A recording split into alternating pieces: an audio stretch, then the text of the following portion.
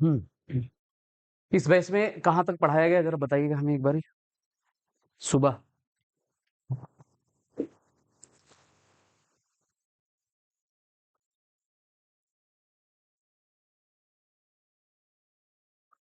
हम्म कहाँ तक पढ़ाया गया है, कितने लोग हैं जो पहले से ही आ रहे हैं?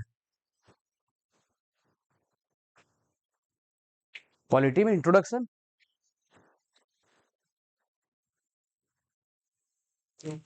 देख कर बताइए जो लोग पहले आए हुए हैं, ताकि वहां से शुरू हो सके। लास्ट हमने क्या लिखाया पढ़ाया है?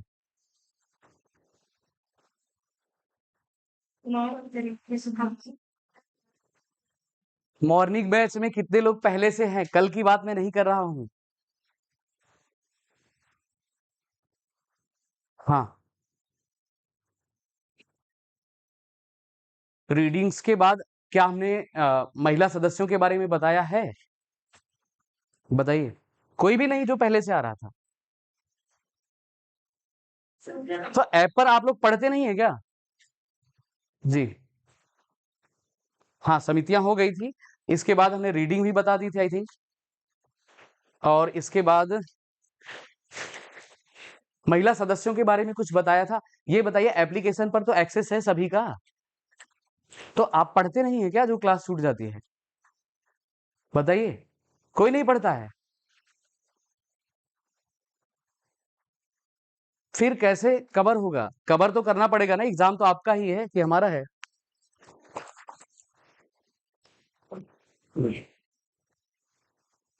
किसी ने नहीं देखी पिछली क्लासेस? अजीब बात है। आपको कवर करना चाहिए अभी से, आज से टाइम निकाल निकाल करके जो भी पिछली क्लासेस हैं उसको कवर करिए। नहीं तो अब पिछली चीजें हम नहीं बताएंगे ना, अगर बताते रहेंगे तो फिर कोर्स आपका कैसे ही कंप्लीट होगा। और इसी मई महीने में सारे के सारे कोर्सेस आपके कंप्लीट कराने का लक्ष्य है। और इसके बाद जून में आपका क्वेश्चन का प्रैक्टिस कराने का सोचा गया है। कल ही अभी डिसाइड हुआ है कि एटलीस्ट मई में आपका पूरा सिलेबस कंप्लीट हो जाए, भाग दौड़ करके कैसे भी। ठीक। अब रेगुलर सारे सब्जेक्ट की नहीं चल सकती है।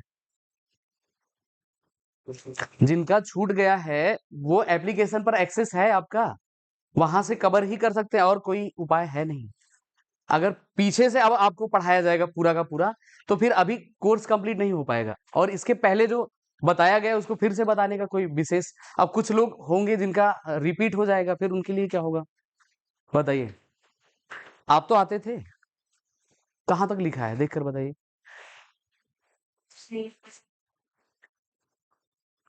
और एक चीज सभी से रिक्वेस्ट है कि जब मेरी पॉलिटी की क्लास रहेगी तो सभी लोग 9 बजे आ ही जाया करेंगे, क्योंकि मेरी 10 बजे अगली लाइव क्लास होती है, तो मैं 9:55 तक ही पढ़ाऊंगा। ठीक। तो टाइम से आ जाएंगे तो फटाफट से रिवीजन हो जाएगा और क्लास हो जाएगी। अब जो लोग नहीं आए थे, हम देख रहे थे कुछ कुछ लोग आ रहे, मैं आकर 9 बजे बैठा हुआ था। खैर, यहाँ से अब महिला सदस्यों के बारे में पढ़ाना था जहां तक हमें है, क्योंकि हमें तो ध्यान है। जी। हाँ, यहाँ नहीं होती है। ठीक। हाँ। बताइए, किसी को कुछ कवर ही नहीं है। हमने सोचा था आपसे कुछ क्वेश्चन पूछेंगे, फिर क्लास शुरू करेंगे। अब किसी ने यही नहीं पढ़ा है कि कहाँ तक पढ़ाया गया, तो क्या ही पूछा जाए। हिस्टोरिकल बैकग्राउंड किसी को कुछ पता है? हमने आपको चैप्टर जो कंप्लीट कराए हैं, ये हमने आपको historical background of the constitution और making of the Indian constitution, committees हमने पढ़ा दी है, चैप्टर सुन लीजिए। समितियां पढ़ा दी है। ये सारी जो है चर्चा हमने कर ली है सभी। और ऐप पर एक्सेस है तो कृपया करके सभी लोग उसको पढ़ेंगे। चलिए, हम आपसे बात करते हैं यहां से कि महिला सदस्य कितनी थी। संविधान सभा, संविधान बनाने के लिए एक संविधान सभा बनाई गई थी। संविधान बनाने के लिए एक संविधान सभा यानी कॉन्स्टिट्यूएंट असेंबली बनाई गई थी। हाँ, ये बात तो हमने बताई थी कि कितने महिला महिला सदस्य कितनी थी? 15 थी। ठीक। अब यहीं से बात शुरू करेंगे, क्योंकि पिछली क्लास में हमें यहीं तक याद है, यहीं तक हमने कवर कराया था। तो संविधान सभा में जो महिला सदस्य थी कितनी थी? ये 15 मेंबर थी। ठीक। अच्छा, एक बात हमने और बताया था कि जब संविधान सभा की फर्स्ट सीटिंग हुई या पहली मीटिंग हुई, पहली मीटिंग में महिला सदस्यों की उपस्थिति कितनी थी? इन 15 में से कितनी उपस्थित थी? बताइए, किसी को पहले का कुछ याद ही नहीं है? आपको जब से आपने ज्वाइन करा है, आप ऐसा तो है नहीं जिस दिन आप ज्वाइन करेंगे उसी दिन बैच स्टार्ट होगा। आपको पढ़ लेना था थोड़ा सा। सभी से प्लीज एंड प्लीज मेरा रिक्वेस्ट है, जो पीछे छूट गया उसको जरा सा पढ़ लीजिएगा। अभी अगर स्टार्ट हम करेंगे तो फिर कोर्स कंप्लीट नहीं होगा, फिर आपके कंप्लेन और सबके कंप्लेन आएंगे। ठीक, हमने लगभग आपके 3 चैप्टर कंप्लीट कर दिए हैं ठीक ठाक तरीके से। Making of the Indian constitution, historical background, और इसमें कमिटीज हमने बता दी हैं, कुछ प्रॉपर्टीज भी हमने बता दिया है। ये सारा कंप्लीट हो गया है, सभी लोग टाइम निकाल करके पढ़ लेंगे। और पॉलिटी का जो सेगमेंट है, इसमें 3 से 4 क्वेश्चन आपके आने हैं मोस्टली, जो आने हैं। ठीक, ये भी जानते रहिए कि किस सब्जेक्ट को कितना वेटेज देना है। खैर, यहां पर ध्यान देंगे, जो महिला सदस्यों की उपस्थित कितनी थी? 9 थी। कितनी थी? 9 थी। अब यही से बात शुरू करने का प्रयास करेंगे। जो आपकी संविधान सभा थी, फिर तो आपको संविधान सभा में कुल सीटें कितनी थी? अच्छा, इसके पहले किसी ने पॉलिटी पढ़ी है? जितने लोगों का पहला क्लास है जरा बताइएगा, आपने पढ़ा है? हाँ, ठीक है, ठीक है। जो संविधान सभा था, कॉन्स्टिट्यूएंट, देखो मैं कोशिश कर रहा हूं कि जो चीजें पढ़ा दिया है एक बारी हम उसको मोटे मोटे तौर पर थोड़ा चर्चा कर लेंगे। ठीक, जो संविधान सभा बनी, कॉन्स्टिट्यूएंट असेंबली, इसमें सीटों की संख्या कितनी थी टोटल, आप बताइएगा? 389। ठीक, और इसके साथ साथ आपसे ये अगर पूछा जाए कि संविधान बनाने की जरूरत क्यों पड़ी, संविधान बनाने की जरूरत क्यों पड़ी? ताकि हमारे अपने देश के नियम सुचारू रूप से चल। संविधान बनाने की जरूरत इसलिए पड़ी क्योंकि हम गुलामी के जंजीरों में जकड़े हुए थे, हमें चाहिए था आजादी, हमें अपने तरीके से सारे नियम कानून कायदे बनाने चाहिए थे, और हमें किस चीज की जरूरत थी? लोकतंत्र की जरूरत थी, जिसको डेमोक्रेसी बोल देते हैं। किसकी जरूरत थी? लोकतंत्र की जरूरत थी। लोकतंत्र, कल कितने लोग आए थे क्लास में? बताया था हमने कुछ? बताइए क्या है ये लोकतंत्र? सबको एक ही बात, यही लिंकन साहब वाली जो हमने बता दिया है, इसके पहले वही रटी पड़ी है। इसका हाँ, लोकतंत्र का मतलब है लोगों का तंत्र, लोगों का जाल, लोगों का शासन। आपको एग्जैक्टली याद क्या करना है? लोकतंत्र का मतलब क्या है? लोगों का शासन, लोगों का शासन। अब इसको एक और नाम से जान लेते हैं, लोकतंत्र को किस नाम से? बताइए। प्रजातंत्र। क्या बोलते हैं इसको? प्रजातंत्र बोल देते हैं, प्रजातंत्र बोल देते हैं। अब प्रजातंत्र का मतलब क्या समझते हैं? देखिए, ये कुछ ऐसे वर्ड हैं जिसे पॉलिटी में आपकी पकड़ बनेगी, आप समझ पाएंगे। Technical word. प्रजातंत्र का मतलब क्या है? जनता ही प्रजा है, इस तरीके से। ठीक, और इसके अगेंस्ट एक बात और क्या होती है? लोकतंत्र के अगेंस्ट, विरोध में, राजतंत्र होती है। राजतंत्र में क्या होता है? हायरार्की सिस्टम चलता है, आनुवंशिक। किसी भी एक परिवार का अगर कोई व्यक्ति राष्ट्रपति बन गया या मुखिया बन गया, तो फिर उसी के परिवार का कोई व्यक्ति वंशानुगत तौर पर, इसको हायरार्की बोलते हैं। कहां पर है ऐसा? तो अगर पूछा जाए कि कहां पर ऐसा सिस्टम है, क्या बताएंगे? ठीक है, एक और टेक्निकल वर्ड है आपका, रिपब्लिक। रिपब्लिक भी कल हमने बताया था, बताइए क्या है रिपब्लिक का मतलब? क्या है आप बताएंगे? जी, ये तो इसका अर्थ बताया आपने, गणतंत्र। इसके बारे में आप क्या जानते हैं? गणतंत्र का मतलब क्या होगा? हम्म, हाँ, जो आपका, आपके राज्य कह लीजिए या देश कह लीजिए, पहले राज्यों की बात होती है, उसमें जो आपका मुखिया होता है, हेड होता है, हेड ऑफ द स्टेट बोला जाता है, या हेड ऑफ द कंट्री, ये किसके थ्रू रखा जाता है? By election. जो मुखिया होता है रिपब्लिक में, ये कैसे? ये बाई इलेक्शन। अब कहेंगे क्या, इलेक्शन के अलावा भी मुखिया को किसी और तरीके से रखा जाता है? बताइए, इलेक्शन के अलावा और कोई तरीका है? ये तरीका है जो हमने बताया आपको, हायरार्की, ब्रिटेन में जैसा है। एक व्यक्ति, जैसे आपने सुना होगा जॉर्ज पंचम, सस्टम, ऐसे करके, पहले दूसरे तीसरे, तो इनके परिवार में ही लोग अपने तरीके से शासन प्रशासन करेंगे, कोई दूसरा नहीं होगा, या आप इसको समझ सकते हैं जो राजा रानी का कॉन्सेप्ट होता है इस तरीके से। ठीक है, अच्छा ये बात हो गई। अगर आपसे पूछा जाए कि सबसे पहले संविधान सभा की डिमांड किसने करी, अब फिर से पूरा बताना पड़ रहा है भाई, किसने, कब, कब, 1895। क्या ये औपचारिक मांग थी? अच्छा, जिन लोग का पहले जिन लोगों ने नहीं पढ़ा, नोट करते रहिए थोड़ी थोड़ी बातें। संविधान सभा की डिमांड सबसे पहले किसने करी, कब करी?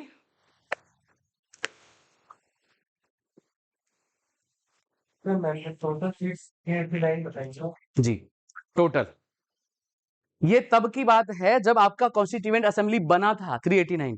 जब डिवाइडेशन हो गया तब कितनी सीटें रह गई बताइए? हाँ, एग्जैक्टली 299। और जो 299 लिख लीजिए सभी लोग, डिवाइडेशन विभाजन के बाद कुल सीटों की संख्या। हम कुछ मोटी मोटी बातें बता दे रहे हैं, बाकी आप ऐप से एक्सेस है तो वहां से रिवाइज कर लीजिएगा। ठीक, विभाजन के बाद कुल सीटों की संख्या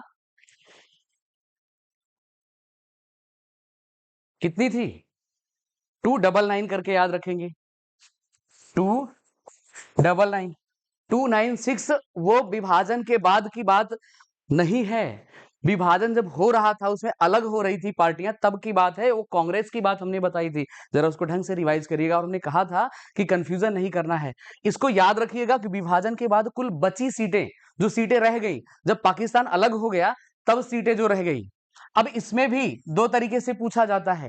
एक तो आपसे पूछा जाता है प्रांत, प्रांतों की कितनी सीटें थी, और एक पूछा जाता है आपसे रियासत, रियासतों की कितनी सीटें थी। अच्छा, प्रांतों में कौन शासन करता था? प्रांत जो है ये ब्रिटिश शासी था, यानी ब्रिटेन के लोग प्रांतों में शासन करते थे। और ये रियासतें जो है, ठीक, रियासतों में कौन करता था? राजा राज्य करता था। ठीक, फिर बाद में आप देखेंगे कि यही रियासतें कुछ ऐसे जो हैं, लाइक आप देखेंगे जब राज्य बनने शुरू हुए संविधान में, कॉन्स्टिट्यूशनली एक एक राज्य बनना शुरू हुआ, तो जैसे आपका जम्मू कश्मीर, यहाँ राजा हरि सिंह थे, इन्होंने पाकिस्तान से और भारत से समझौता कर लिया, कहा भैया ऐसा है ना, हम आपके हिस्से में आएंगे ना, आप अपने हिस्से यानी भारत देश के हिस्से में आएंगे, हम अपने अकॉर्डिंग चीजें चलाएंगे। तो इसमें जब अगर पूछा जाए तो प्रांतों की कितनी सीटें थी, ये 229, और बच कितनी गई, इसको कैसे याद करेंगे? जोड़ घटाव के माध्यम से। ये कितनी बच गई? 70। तो ये वाला कॉन्सेप्ट जरा आपको याद कर लेना है। पूछा जाता है कि जो आपसे विभाजन के बाद जो सीटें बची, कितनी बची? 299 बची, और इसके बाद प्रांत और रियासतों में कितनी कितनी गई? ठीक है, ये बात कंप्लीट हो गई। अच्छा, अब एक और बात पूछी जाती है कि औपचारिक रूप से संविधान सभा की डिमांड कब और किसने की? अब हाँ, एग्जैक्टली, लिखिए, औपचारिक रूप से संविधान सभा की डिमांड किसने करी, यानी ऑफिशियली किसने करी? औपचारिक रूप से किसने करा है? ये 1934 की बात है। किसके द्वारा? M.N. रॉय, मानवेंद्र नाथ रॉय के द्वारा। ठीक है, अब दो बातें और पूछी जाती है। एक पूछा जाता है नेहरू रिपोर्ट कब आया? जी, किसने लाया? लिखते रहिए फटाफट, ये लिखते रहिए, क्विक रिवीजन है जो आपका छूट गया है। नेहरू रिपोर्ट किसने पेश करी, कब की बात है? 1928। कंप्लीट। एक और बात पूछा जाता है, नेहरू अनाउंसमेंट, नेहरू अनाउंसमेंट, ये तो रिपोर्ट थी, और नेहरू अनाउंसमेंट, नेहरू का घोषणा पत्र या नेहरू का घोषणा कब आया? 1938। लिखते रहिए।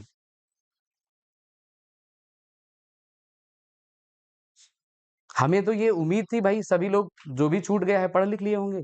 आज से हम नया चैप्टर पढ़ाएंगे, आगे बढ़ेंगे। नेहरू अनाउंसमेंट, नेहरू अनाउंसमेंट या नेहरू घोषणा 1938। किस, ये कौन से नेहरू हैं? हाँ, इन दोनों में 1928 और 1938 जरा सा कंफ्यूजन है, क्योंकि ये नेहरू करके ही पूछता है, तो उसके आगे लिख लेंगे। 1928 में कौन था? पंडित। हाँ, तो ऐसे याद कर लेंगे, पहले पिताजी फिर इनका बेटा आएगा। ठीक, क्लियर सभी का? अच्छा, अब बात कर लेते हैं जो आपका कैबिनेट मिशन आया। कैबिनेट मिशन कब आया? लिखते रहिए, जिनको नहीं पता है लिखते रहिए। कैबिनेट मिशन कब आया? और कैबिनेट मिशन में कुछ प्रस्ताव रखा गया, और सबसे इंपॉर्टेंट क्वेश्चन पूछता है कि कैबिनेट मिशन में कौन कौन व्यक्ति शामिल थे, इसका अध्यक्ष कौन है, या इसमें कितने मेंबर थे? जी बताइए।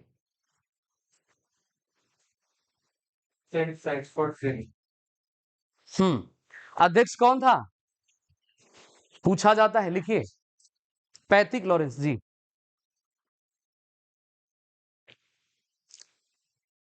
कैबिनेट मिशन लिख लिया सभी ने, कब आया था? हाँ, इसमें कौन तीन व्यक्ति थे? पैथिक लॉरेंस और एवी अलेक्जेंडर और स्टेफोर्ड क्रिप्स। इसमें अध्यक्ष कौन था? याद रखिएगा, ये बहुत पूछा जाता है। एवी अलेक्जेंडर, स्टेफोर्ड क्रिप्स और कौन था भाई? तो तीन ही। हाँ, तीन ही तो बता रहे हैं, थोड़ा सा आसपास में बोल बता दिया करिए। A V Alexander, Stafford Cripps, Pethick Lawrence. जिसका नाम याद रखना है उसका नाम मत भूलिएगा, अध्यक्ष ही ज्यादा पूछता है। क्लियर है?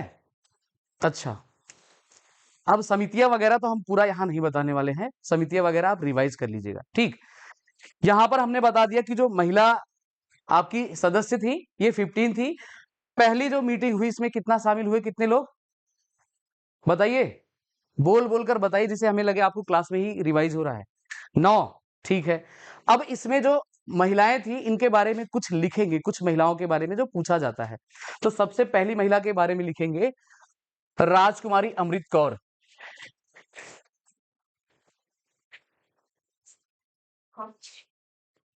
पूरा नहीं बताएंगे, आपको कुछ ही बताएंगे जो पूछे जाते हैं। लिखा सभी ने? राजकुमारी अमृत कौर, लिखिए, डैश करके लिखिए। यह है देश की पहली स्वास्थ्य मंत्री,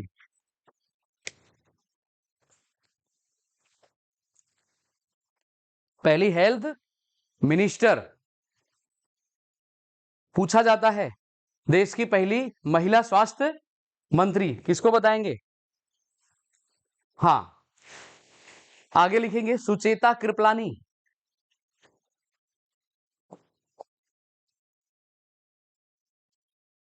सुचेता कृपलानी, इनके बारे में क्या जानते हैं आप? सुचेता कृपलानी भारत देश की और साथ साथ में यूपी की। लिखिए, उत्तर प्रदेश की, उत्तर प्रदेश की लिख लिया, एवं भारत की पहली महिला मुख्यमंत्री, यानी इनके आगे लिख लेंगे फर्स्ट सीएम। और याद रखिए किसमें आया था? ठीक है, लिख लिया सभी ने? सुचेता कृपलानी। हाँ, जो पेपर वगैरह हो उसका एनालिसिस वगैरह कर लिया करिए, क्योंकि कुछ चीजें वहां से भी आपको सीखने को मिल जाती है। सुचेता कृपलानी भारत एवं उत्तर प्रदेश की पहली महिला क्या है? सीएम है, मुख्यमंत्री। ठीक है, नेक्स्ट लिखिए सरोजनी नायडू।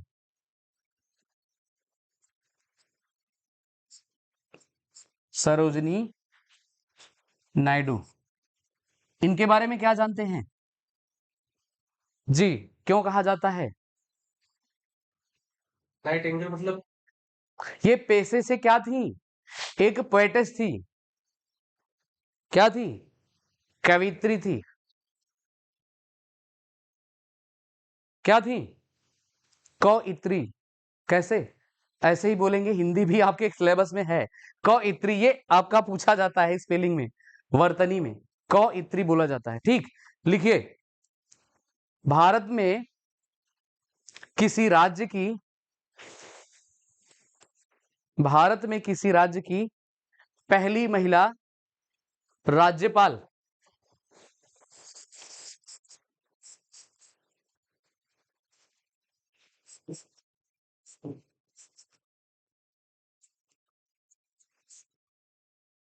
क्लियर है सभी को?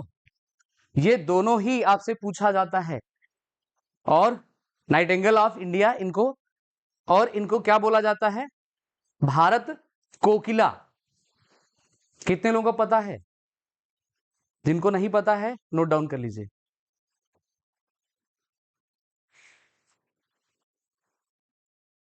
किस नाम से जाना जाता है? क्यों जाना जाता है? क्योंकि कवयित्री है। Right, clear. नेक्स्ट लिखेंगे हंसा जीवाराज मेहता।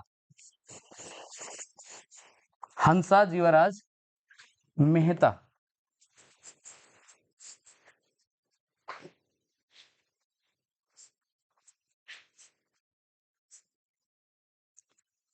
हंसा जीवाराज मेहता, इनके आगे डैश करके लिखेंगे। मौलिक अधिकार उपसमिति, मौलिक अधिकार उपसमिति और प्रांतीय संविधान समिति। मौलिक अधिकार उपसमिति और प्रांतीय संविधान समिति की सदस्य मेंबर। अच्छा, जो कमिटीज हमने पढ़ाया है उसको जरा पढ़ लीजिएगा कायदे से, वहां से क्वेश्चन पूछते हैं और इंपॉर्टेंट क्वेश्चन पूछा जाता है। लाइक आपसे पूछा जाता है सबसे ज्यादा जो ड्राफ्टिंग कमेटी के चेयरमैन जी, और ड्राफ्टिंग कमेटी में टोटल मेंबर कितने हैं? 7 हैं। तो 7 के 7 मेंबर और बी आर अंबेडकर साहब। अच्छा, एक और बात पूछता है कि पहले कानून मंत्री कौन है? Law minister. बताइए, इंडियन कॉन्स्टिट्यूशन में जो जिक्र करा गया है ये पहले लॉ मिनिस्टर के बारे में कौन है? बाबा साहब भीमराव अंबेडकर जी। लिख लीजिए, ये पूछा जाता है। जिनको भी नहीं पता, देखो कुछ चीजें हम आपको अर्ली ही बताते हैं, तो जिनको नहीं पता है कृपया करके पेन चला लिया करेंगे। ठीक, ये हो गया। कहां तक लिखा आपने? हंसा जीवराज मेहता के बारे में। एक और इसके आगे लिख लेंगे, हंसा जीवराज मेहता के आगे उसी में महिलाओं के लिए आपने लिख लिया है यहां से समिति की सदस्य तक।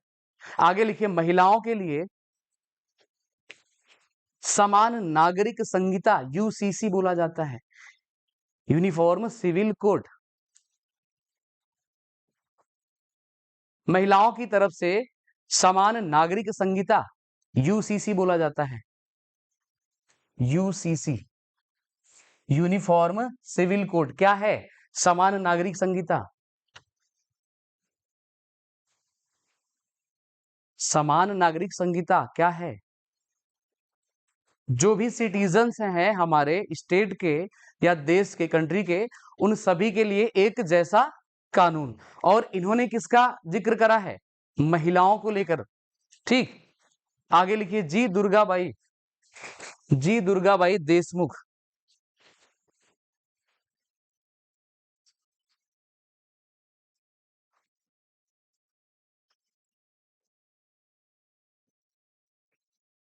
ये सर आता है। भैया आता है इसीलिए बताया जा रहा है। जी दुर्गाबाई देशमुख। इसके आगे लिखिए, नियम समिति, रूल कमेटी। और कॉन्स्टिट्यूएंट असेंबली में हमने बताया है रूल एंड प्रोसीजरल कमेटी या स्टीयरिंग कमेटी का अध्यक्ष कौन है? ये दोनों पूछा जाता है। बताइए, संविधान सभा के अस्थायी अध्यक्ष और अस्थायी अध्यक्ष दोनों पूछे जाते हैं। ये सारी हमने पिछली क्लासेस में बताया है। अभी किसको किसको पता है अस्थायी और अस्थायी अध्यक्ष? जी बताइए। हम्म, हाँ, एक एक करके बताइए। अस्थाई पहले बताइए, फिर अस्थाई बताइए। जी आगे बताइए। इतना पढ़ाया लिखाया, कुछ भी दिमाग में नहीं आया? हाँ, स्थाई और अस्थाई दोनों, टेम्परेरी और परमानेंट दोनों। यस, एस एन सिन्हा कैसे थे? टेम्परेरी यानी अस्थाई, और परमानेंट डॉक्टर राजेंद्र प्रसाद। राजेंद्र प्रसाद की कमेटियां जरूर याद रख लेना, सरदार वल्लभ भाई पटेल की कमेटियां याद रख लेना, बताया है हमने सब, ठीक। और पंडित जवाहरलाल नेहरू की कमेटियां याद रख लेना। चलो कुछ एक दो बता देते हैं। राजेंद्र प्रसाद की कौन कौन सी कमेटियां थी? झंडा समिति, ये तदर्थ समिति थी। तदर्थ समिति हमने क्या बताया था? एडहॉक, जो कुछ समय के लिए बनाई जाती हैं, कुछ देर बाद ये, कुछ समय बाद ये डिसॉल्व कर दी जाती हैं, खत्म कर दी जाती हैं, ठीक। चलिए पढ़ लीजिएगा सभी के सभी लोग जितनी बातें हमने करा। इसमें लिखिएगा नियम समिति, लिख लिया आपने? नियम समिति और संचालन समिति, जी दुर्गाबाई के अंतर्गत लिखेंगे। नियम समिति यानी रूल्स कमेटी, और संचालन समिति यानी स्टीयरिंग कमेटी की एकमात्र महिला सदस्य। और इसके अध्यक्ष कौन हैं? जो हमने बताया, नियम संचालन और प्रक्रिया समिति, इन दोनों के अध्यक्ष कौन हैं? डॉक्टर राजेंद्र प्रसाद। हमने आपको वहां पर बताया हुआ है बहुत बाकायदे कि देश का प्रमुख जो है उसी को स्टीयरिंग हमने थमाया है कि भैया गाड़ी सही से चलाना जिससे देश सही चले। क्लियर? क्या लिखा आपने जी दुर्गाबाई में? संचालन समिति और प्रक्रिया की एकमात्र महिला सदस्य। स्टीयरिंग प्रोसीजरल होता है, और एक जो है आपका, हाँ, संचालन का मतलब स्टीयरिंग हो जाता है और प्रक्रिया का मतलब प्रोसीजरल। सभी ने लिख लिया?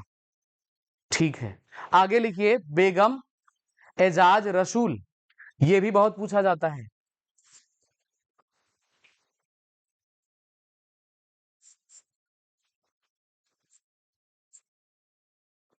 बेगम एजाज रसूल, बेगम एजाज रसूल के अंतर्गत लिखिएगा संविधान सभा की यानी कॉन्स्टिट्यूएंट असेंबली की, संविधान सभा की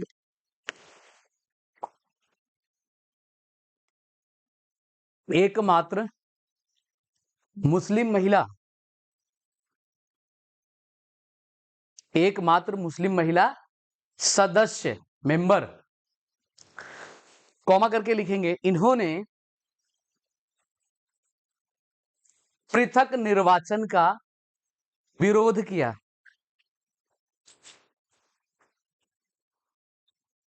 इन्होंने पृथक निर्वाचन का विरोध किया। अब एक क्वेश्चन यहां से आता है कि पृथक निर्वाचन शुरू कब हुआ था? बताइए। पृथक निर्वाचन जो है, जो इंडियन काउंसिल एक्ट 1909 आया, जिसको हम जानते हैं मार्ले मिंटो सुधार के नाम से, इसमें जो मिंटो महोदय थे, मिंटो महोदय ने 1909 में क्या कहा? इन्होंने कहा कि भैया जो मुस्लिम सदस्य हैं, मुस्लिम सदस्यों का चुनाव केवल मुस्लिम लोग ही करेंगे, और यहीं से जो अभी तक बोला जाता है कि हिंदू मुस्लिम भाई भाई सभी, या हिंदू मुस्लिम सिख ईसाई आपस में भाई, जो भाईचारे की बात, जो ब्रदरहुड की बात आती है, यहीं से बिखरना शुरू हुई। यानी एक पॉइंट लिख लेंगे कि सेपरेशन का बीज या सीड ऑफ सेपरेशन या पृथककरण का बीज, जिस तरीके से आप लिखना चाहें, पृथककरण का बीज मिंटो ने 1909 में 1909 में बोया। और मिंटो मिंटो जो 1909 का इंडियन काउंसिल एक्ट आया, इसको मोर्ले मिंटो सुधार पूछा जाता है कभी कभी। 1909 मोर्ले मिंटो रिफॉर्म जो है कब आया? सभी लोग बताइए कब आया? ठीक है, कौन लेकर आया और जो अलगाव की बात किसने करी, सेपरेशन की? मिंटो ने करी, दोनों लोगों ने नहीं करी। ये दो व्यक्ति हैं, मॉर्ले और मिंटो को भेजा गया था ब्रिटिशर्स के द्वारा कि भैया ऐसा है, जाओ इनको बहकाओ, बहलाओ फुसलाओ। क्योंकि इसके बाद आप देखेंगे फर्स्ट वर्ल्ड वार शुरू हो जाता है, फिर इसके बाद सेकेंड वर्ल्ड वार आता है, फिर ये बार बार कहते रहते कि आपका संविधान बनाएंगे और बनाते कभी नहीं है। खैर, यहां पर आपने क्या लिख दिया, बताइए क्या लिखा? हाँ, इसके आगे एक और पॉइंट लिखिएगा। मिंटो को सांप्रदायिक निर्वाचन का जनक माना जाता है, यानी कम्युनल इलेक्टोरेट को सांप्रदायिक निर्वाचन का जनक।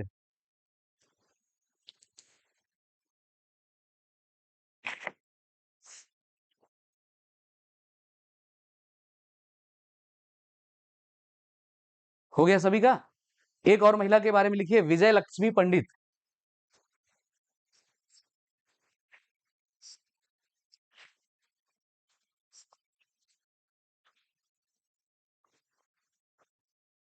लिख लिया सभी ने, विजय लक्ष्मी पंडित। इनके आगे लिखेंगे, यह है अंतरराष्ट्रीय सहयोग और कूटनीति पर, इंटरनेशनल रिलेशनशिप और कूटनीति पर महत्वपूर्ण भाषण दिया इन्होंने, एवं बाद में UNGA, United nation general assembly इसको बोला जाता है, बाद में यूएनजीए की सदस्य बनी, अध्यक्ष बनी, सॉरी, प्रेसिडेंट या चेयरमैन कह सकते हैं। बाद में यूनाइटेड नेशन जनरल असेंबली, इसको बोलते हैं हिंदी में संयुक्त राष्ट्र महासभा। संयुक्त राष्ट्र महासभा, ये पूछा जाता है, बहुत ही इंपॉर्टेंट पॉइंट है ये, आपसे कई बार पूछा है किसी भी एग्जाम में, जीके के क्वेश्चन में ये पूछा जाता है कि संयुक्त राष्ट्र महासभा की पहली महिला अध्यक्ष, यूनाइटेड नेशन जनरल असेंबली, क्या हुआ, संयुक्त राष्ट्र महासभा जनरल असेंबली।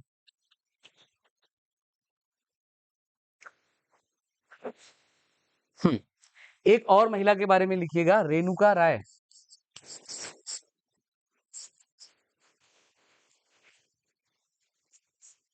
रेणुका राय, इनके बारे में लिखिएगा, यह है मौलिक अधिकार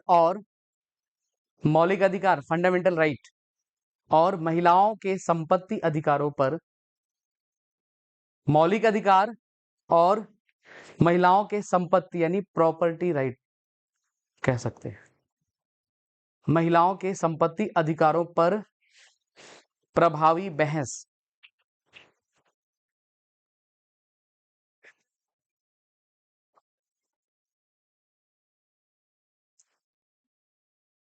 क्लियर हो गया सभी का यहां तक? ठीक, अब आगे एक चैप्टर और लिखिएगा, लिखिए सभी लोग, भारतीय संविधान में या भारतीय संविधान के प्रमुख सोर्स या स्रोत, हाँ, भारतीय संविधान के प्रमुख स्रोत।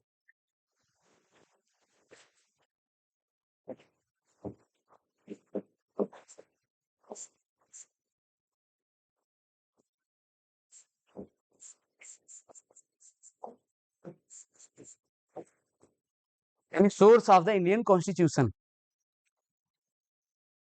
लिख लिया सभी ने? पहला लिखिए, government of India act 1935, Bharat शासन अधिनियम 1935।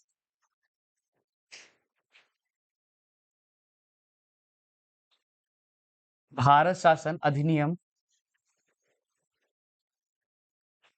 1935।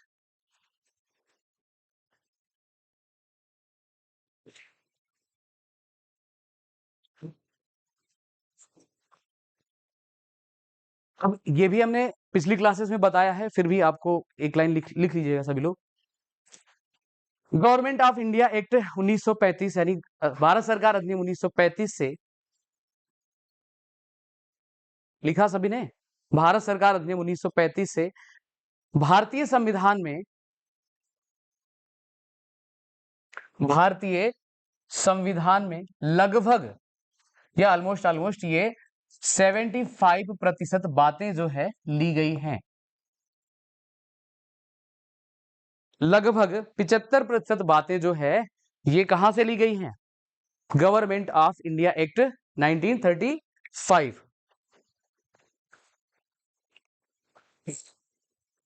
इसीलिए इसकी आलोचना जब करते हैं संवैधानिक जो अन्य अन्य देशों के लोग हैं, इन्होंने कुछ कुछ बातें कही हैं, इसको जरा सुन लीजिएगा।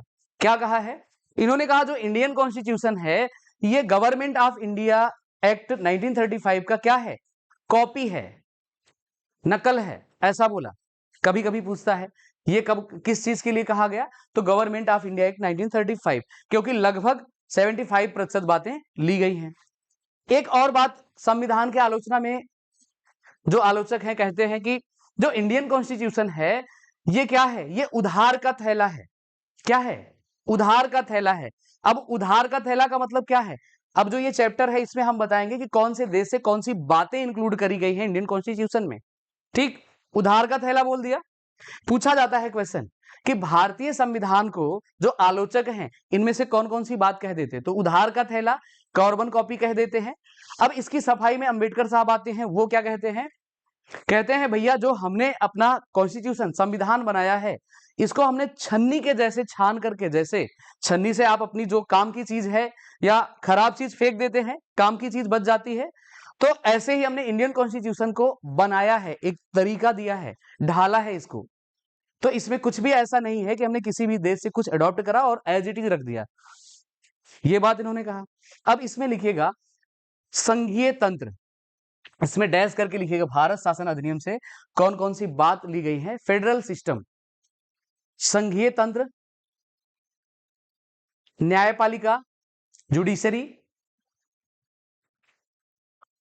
न्यायपालिका, जुडिशरी, लोक सेवा आयोग यूपीएससी, और आपातकालीन उपबंध, इमरजेंसी की बात जो आ जाती है, आपातकालीन उपबंध, आपातकालीन उपबंध। अब ये आपातकालीन उपबंध कितने हैं, कौन कौन से हैं बताइए जी। आपातकालीन उपबंध कितने हैं और कौन कौन से हैं? इसमें 3 आपातकालीन उपबंध हैं। एक है आर्टिकल नंबर 352, एक है आर्टिकल नंबर 356, और कौन सा है? Article number 360। ये जो है आपके इंडियन कॉन्स्टिट्यूशन में 3 बातें कही गई हैं इमरजेंसी को लेकर के। अब आपसे पूछा जाता है कि इमरजेंसी कहां से अडॉप्ट करी गई, कहां से बताएंगे? गवर्नमेंट ऑफ इंडिया एक्ट 1935 से। क्या हुआ, आपको नहीं समझ में आया? ये 52, 56 और 60 ऐसे करके याद रख लीजिएगा फटाफट से। कैसे? 52, 56, 60। अच्छा, अब 52 में क्या है? पहले तो ये आपको बताइए कि जो हमने इसमें बताया गवर्नमेंट ऑफ इंडिया एक्ट में कौन कौन सी बातें बताइए। बताइए, आपस में बात मत करिए, बाद में भी समय मिल सकता है। बताइए, गवर्नमेंट ऑफ इंडिया एक्ट में क्या बताया है? आप ही से हमने पूछा है ये शासन किया जी। इमरजेंसी कितने प्रकार का बताया हमने, कौन कौन सी आर्टिकल में आती हैं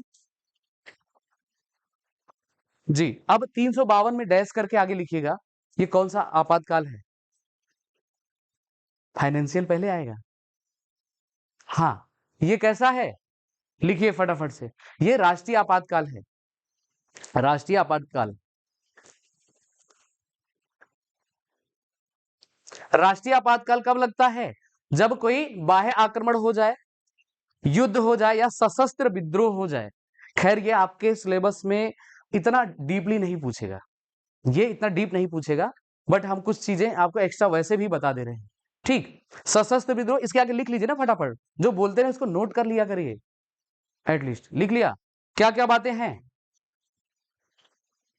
हाँ ठीक है, अब दूसरा वाला आ गया 356, इसमें क्या आएगा, राष्ट्रपति शासन, लिखिए फटाफट से, राष्ट्रपति शासन, प्रेसिडेंट रूल बोला जाता है, राष्ट्रपति शासन, थोड़ा सा तेज लिखिए जिससे आपके सिलेबस को हम विथ टाइम और जिससे आपको 1 महीना जो हमने बताया रिवीजन का भी टाइम मिल पाए आपको। लिख लिया सभी ने, राष्ट्रपति शासन कब लगता है, जब राज्य में संवैधानिक चीजें ठीक ना चल रही हो, या राज्य सेंटर की बात नहीं मान रहा हो, केंद्र की बात ना मान रहा हो, और जब केंद्र की बात को मनवाना होता है तब एक आर्टिकल आपकी और आ जाती है 365, तो 56 को उल्टा कर लेंगे तो कौन सा आ जाएगा 365। एक क्वेश्चन पूछा जाता है कि जब राज्य केंद्र की बात को ना मान रहा हो तब के लिए कौन सा आर्टिकल काम में लिया जाता है, तो आर्टिकल 365 के हेल्प से ये आपका 356 लागू करवाया जाता है। क्या हुआ, नहीं समझ में आया, ये जो आर्टिकल है 356 इसी को तो हमने एक्सप्लेन करा है, इसमें हमने बताया कि आपका राज्य का आपातकाल, राज्य में संवैधानिक चीजें जब ठीक ना चल रही हो, राइट, और जब कोई राज्य सेंटर की बात केंद्र की बात ना मान रही हो, और केंद्र कौन सी बात को लेकर, पीपल वेलफेयर के लिए कोई काम कहेगा तब ना मान रहा हो, तब के केस में इस आर्टिकल की मदद से राष्ट्रपति शासन लगाया जाएगा। ठीक, खैर ये आप में पूछने का बहुत कम चांसेस है, बट आपको याद रख लेना है। लास्ट लिखिए फटाफट से, आर्टिकल 360, इसमें कौन सा आएगा, वित्तीय आपातकाल, वित्तीय आपातकाल इसमें आ जाता है, और वित्तीय आपातकाल कब लगाया जाता है, जब आर्थिक, हाँ, और इसके साथ साथ आर्थिक स्थिति में जब संकट आ जाए तो वेतन में भी कटौती करी जाती है, ठीक है। अच्छा आप बताइए, आज की क्लास में किसी को कुछ पूछना है तो जल्दी बताइए, मैं लेट हो गया, क्लास मेरी 10 बजे की टाइम। हाँ, आज सभी को समझ में आया जो भी बताया गया।